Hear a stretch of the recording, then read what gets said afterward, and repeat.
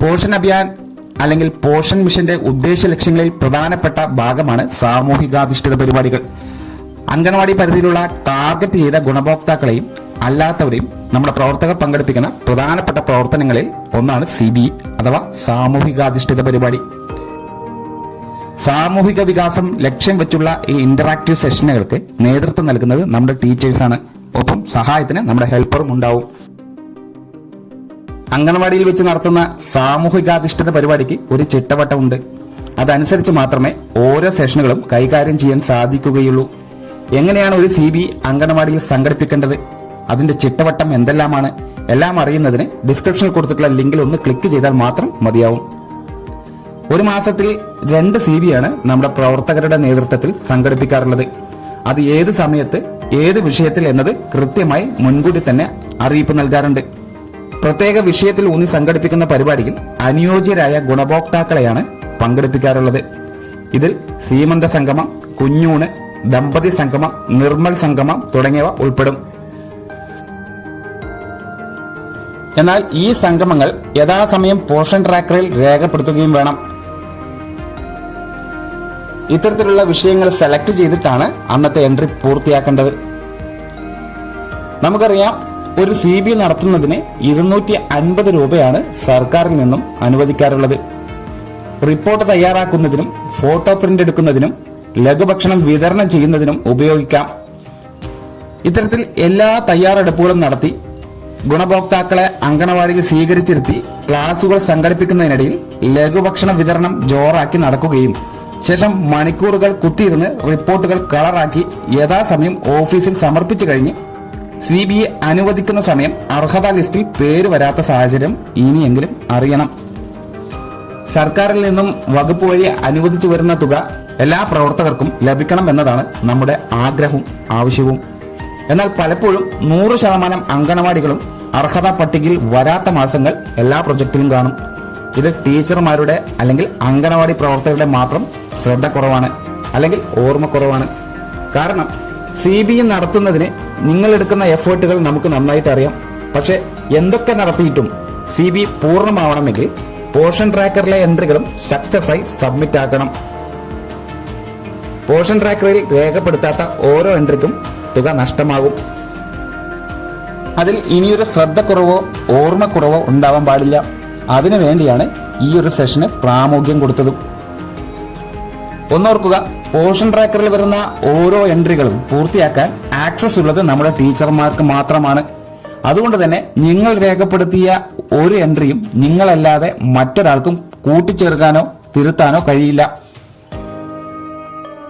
അതുകൊണ്ട് ഓർക്കുക, CBE നടത്തിയ അന്ന് തന്നെ നിങ്ങൾക്ക് ലഭിച്ച നിർദ്ദേശപ്രകാരം അതേ വിഷയത്തിലും അതേ ദിവസത്തിലും CBE പോഷൻ ട്രാക്കറിൽ രേഖപ്പെടുത്തുക. ഈ മാസത്തിൽ അവസാനിച്ച 2 CBEകളുടെയും റിപ്പോർട്ട് പരിശോധിച്ചപ്പോൾ ഇത് പ്രകാരമാണ് കാണാൻ കഴിഞ്ഞത്.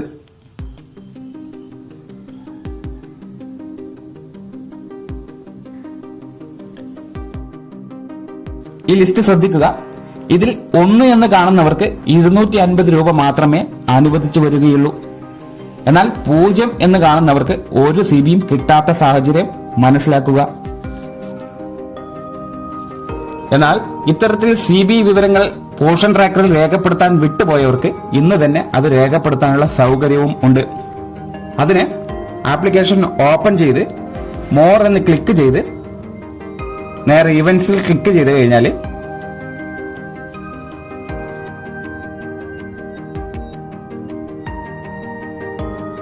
CBE ക്ലിക്ക് ചെയ്ത് നോക്കിയാൽ ആദ്യം രേഖപ്പെടുത്തിയ CBE ലിസ്റ്റ് കാണാൻ സാധിക്കും. തുടർന്ന് കാണുന്ന ആഡ് ബട്ടൺ ക്ലിക്ക് ചെയ്ത് രണ്ടാമത് നടത്തിയ CBE തീയതിയും വിഷയവും തിരഞ്ഞെടുത്ത് സബ്മിറ്റ് കൊടുക്കുക. എന്നാൽ 2 CBEയും രേഖപ്പെടുത്താൻ വിട്ടുപോയവർക്കും അത് രേഖപ്പെടുത്താൻ കഴിയും.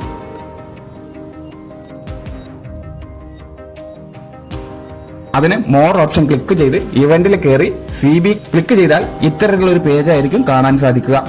നാളിതുവരെ ഈ മാസത്തിൽ ചെയ്ത ഒരു CBEയുടെ ലിസ്റ്റും ഇതിൽ നിന്ന് കാണാൻ കഴിയില്ല.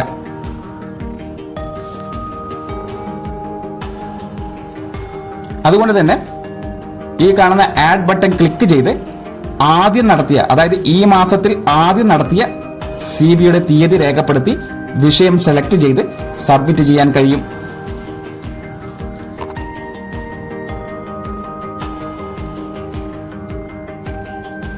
ഇത്തരത്തിൽ സബ്മിറ്റ് ആയി കഴിഞ്ഞാൽ നിങ്ങൾക്ക് ഇത്തരത്തിലുള്ള ഒരു ലിസ്റ്റാണ് കാണാൻ സാധിക്കുക.